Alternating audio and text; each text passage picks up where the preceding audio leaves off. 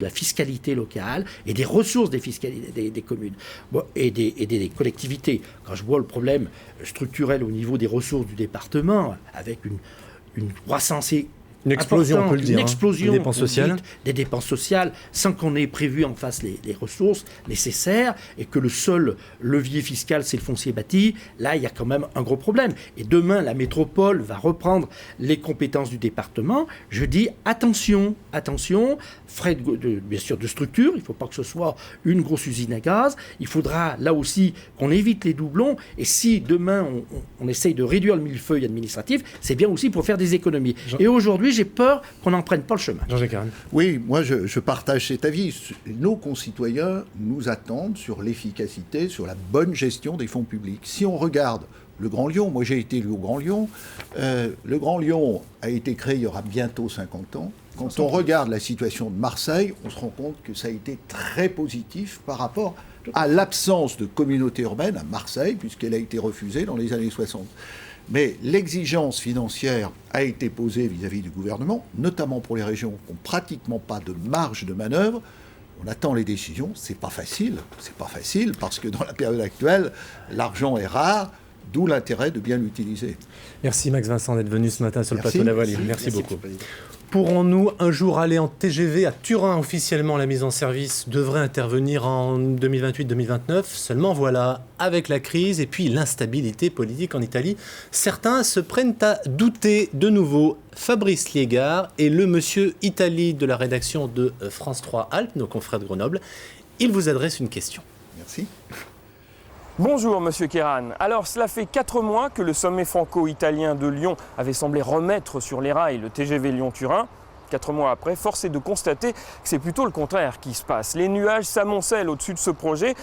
Pour preuve, eh bien, il suffit d'aller à la frontière italienne, au tunnel du Fréjus comme au tunnel du Mont-Blanc. Il passe de moins en moins de camions, moins 8000 camions au tunnel du Fréjus pour les 3 premiers mois de l'année 2013 par rapport à 2012.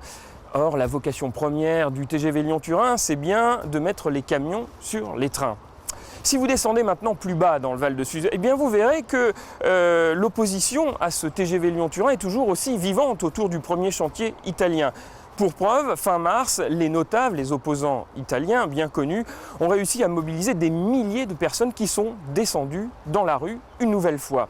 Pire, si vous allez à Rome, vous apercevrez que depuis les élections générales italiennes, les notables disposent désormais d'une véritable vitrine parlementaire sous la forme de 163 députés et sénateurs appartenant au mouvement 5 étoiles de l'ex-comique Beppe Grillo, un mouvement qui ne s'est jamais privé de clamer son opposition à ce projet de TGV entre les deux capitales régionales. Alors franchement, Monsieur Kéran, le parcours de ce TGV Lyon-Turin à travers les Alpes ne ressemble-t-il pas de plus en plus à un chemin de croix?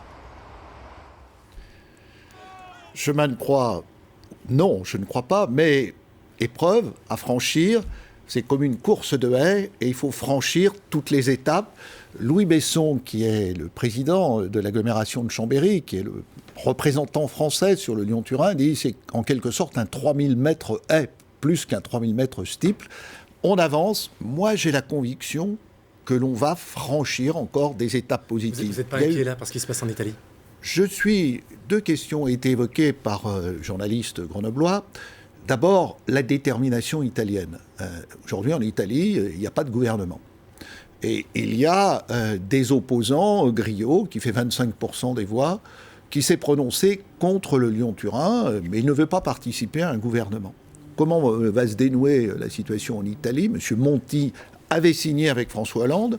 M. Bersani, qui est pressenti, puisque c'était lui qui était en tête pour former le gouvernement, s'est prononcé aussi pour le Lyon-Turin. Mais il y a des protestations en Italie. Moi, je voudrais dire la légitimité du Lyon-Turin. Parce qu'on disait il y a moins de véhicules qui passent, moins de camions au Fréjus ou au Mont-Blanc. Mais il y en a toujours qui passent. Alors oui, où est-ce qu'ils passent? Principalement à Vintimille. Aujourd'hui, il y a quand même sur les routes de Maurienne et sur les routes de la vallée de l'Arve, il y a 1 600 000 camions. 1 600 000 camions par an. Notre objectif, c'est d'en mettre 1 million sur les rails. Pourquoi? Pour préserver l'environnement, pour préserver la qualité de vie, et puis aussi parce que les grands chantiers donnent du travail. Dans une période de crise, je crois que l'Europe doit rester engagée sur les grands chantiers. Et le président de la République m'a écrit cette semaine pour me dire, justement, l'Europe, nous avons veillé avec M. Monti à l'époque à ce que les crédits pour le Lyon-Turin au niveau européen soient préservés. Depuis 25 ans, la région Rhône-Alpes aide la région de Tombouctou au Nord Mali. Le Mali qui a assisté cette semaine au retrait des premiers soldats français. J'ai invité ce matin Alphadoulou Abdoulaye. Venez nous rejoindre, monsieur Abdoulaye. Bonjour. Voilà, bonjour. Donc, bonjour à vous en tout cas. Asseyez-vous, je vous en prie. Merci. Donc, vous êtes le président du collectif des Maliens de Rhône-Alpes.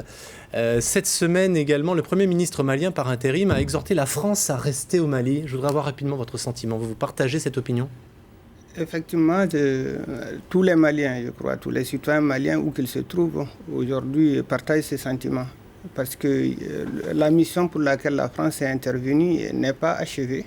Et il y a des inquiétudes, même si l'essentiel a été fait. C'est le retour que vous avez, parce que vous avez régulièrement des collègues à vous, en tout cas au Mali, quasiment tous les jours. Je suis en contact permanent avec des collègues qui sont de tous les milieux. Ils sont des milieux politiques, ils sont aussi de la population civile et ils sont de la famille. Donc ce sentiment est général et partagé. Monsieur Kéran, est-ce que du coup la coopération avec le Mali a repris depuis l'intervention française ? Elle a repris sur quelques objectifs, la coopération Rhône-Alpes, puisque c'est une coopération par le biais d'ONG, d'organisations non gouvernementales. Elle a repris sur les questions de santé. Il faut réouvrir les centres de santé. C'est Handicap International, c'est Santé Diabète Rhône-Alpes qui intervient, donc des médecins, et puis aussi des personnels maliens qui sont à nos côtés. Et puis elle a repris aussi en matière alimentaire, parce que là aussi, les populations reviennent. Il faut que la saison agricole se déroule bien. Donc nous avons un travail qui a été engagé notamment avec Afrique Verte. Tout n'est pas repris, et comme vous le disiez, il faut garantir la sécurité. Monsieur Abdoulaye, vous êtes informaticien documentaire. Vous avez été notamment, entre autres, chargé de ce grand projet qui est la numérisation des manuscrits anciens de Tombouctou. On en est où ? Écoutez, avec la crise, il y a eu un frein à tous les travaux. On en est à la sécurisation du patrimoine.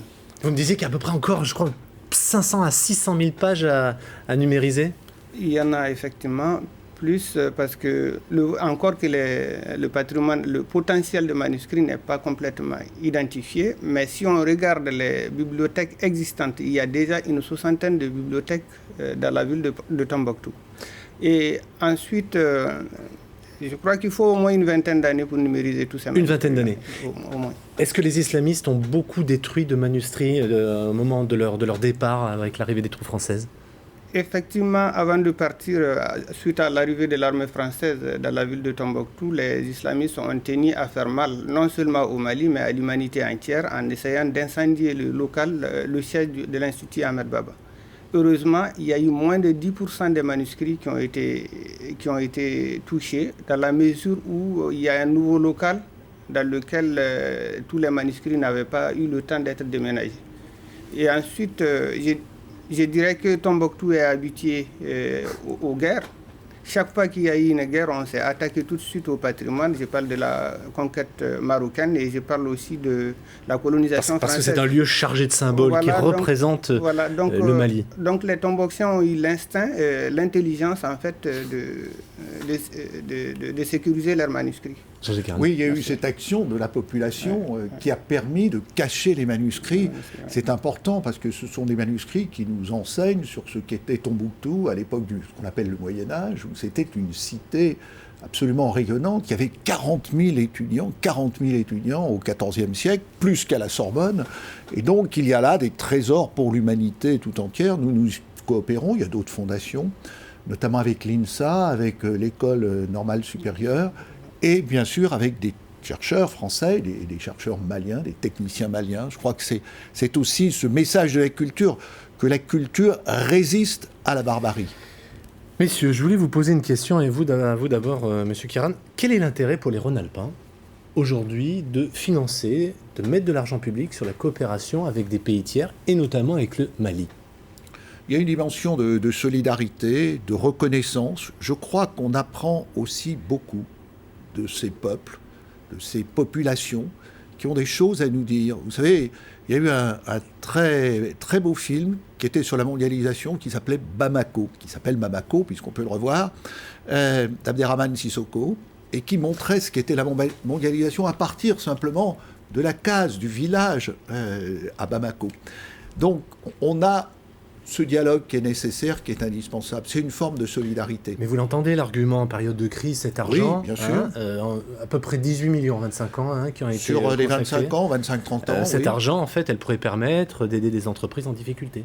Mais il peut permettre aussi d'avoir un développement. On ne peut pas vivre dans un monde où les écarts sont aussi importants. Et je pense que aller aux côtés des Maliens dans ces circonstances, d'abord face aux terroristes, parce que quand même, nous avons eu aussi des soldats de notre région qui sont morts dans ces opérations. C'est aussi un devoir parce que nous savons que si les peuples sont pauvres, très pauvres, si les peuples ne sont pas éduqués, si les peuples sont victimes des terroristes, ça viendra chez nous. Je le dis très clairement. C'est aussi une forme de solidarité, on pourrait dire, qui nous concerne dans notre vie quotidienne. Intéressé. Oui, bien sûr. Je voulais avoir votre sentiment, M. Abdoulaye, sur cette question. L'essentiel a été déjà dit par le président Kairan, mais moi, j'évoque l'idée qui n'a pas été évoquée. En fait, je reprends un peu la citation de Kennedy qui dit que si la société libre ne peut pas aider la majorité des pauvres, elle ne pourra pas sauver la minorité des riches. Si la France, peuple des droits de l'homme, pays de droit, n'aide pas, si la région Rhône-Alpes développée n'aide pas Tombouctou ou des villes d'Afrique pour sortir des injustices, pour les aider à défendre leur liberté, pour l'exploitation du patrimoine, je crois que l'immigration va être accrue et on va taper beaucoup à la porte de l'Europe. Ensuite, ce que les Français gagnent dans le cadre précis des manuscrits, je crois que les Français ont à gagner de la science, de l'accessibilité à la science. Il a parlé de l'équipe de l'École normale supérieure et de l'INSA de Lyon, qui a effectivement fait des avancées remarquables en matière de traitement d'images, en matière d'accès au contenu pour la recherche. Et ensuite, il y a le plaisir d'aider. Ensuite, les Rhône-Alpins qui interviennent dans le cadre d'ONG et autres, ils partagent des connaissances qui interrogent, des expériences qui interrogent la culture française. Je crois que voilà une très belle définition. Et nous sommes aussi aux côtés de l'Assemblée régionale de Tombouctou, qui est revenue à Tombouctou. Les locaux ont été dévastés, c'est la guerre. Maintenant, il y a une volonté de reconstruction. Moi, j'ai vu à Tombouctou, quand j'y suis allé il y a 4 ans, j'ai vu aussi tous ceux qui ont été formés, les cadres, qui sont venus ici en formation, qui sont repartis là-bas. Et ce sont ceux qui aident le pays à progresser. Vous avez vu votre homologue malien depuis l'intervention française ? J'ai vu mon homologue malien, puisque nous avions la réunion le 19 mars. Il y avait aussi le ministre des Affaires étrangères malien, qui a été étudiant ici à Saint-Étienne, qui est aussi un Rhône-Alpin, malien Rhône-Alpin. Donc ça, ce sont les relations directes, les relations que nous pouvons avoir. Il faut reconstruire un pays après ce drame. Le terrorisme est toujours là, donc d'où, je crois, l'intérêt d'une présence française qui doit aussi rester pour que l'État malien se reconstitue, se recompose. Alpha Doulou Abdoulaye, merci infiniment d'avoir accepté ce matin notre invitation. Voilà, le journal de midi, c'est dans quelques secondes. Je vous rappelle que juste après le journal, on retrouvera Paul Satis qui doit être piaffé d'impatience en régie, je le connais, croyez-moi. Donc le journal de midi est présenté aujourd'hui par mon confrère Frédéric Hopp qui va venir nous rejoindre sur le plateau. Bonjour Frédéric. Bonjour Olivier, bonjour à tous. On va commencer par cette manifestation spontanée des anti-mariages gays à Lyon hier soir. Absolument, près de 200 personnes qui ont manifesté dans le centre-ville, de la place Bellecour jusqu'à la préfecture. C'est en réaction à l'annonce de l'accélération du processus de vote de la loi.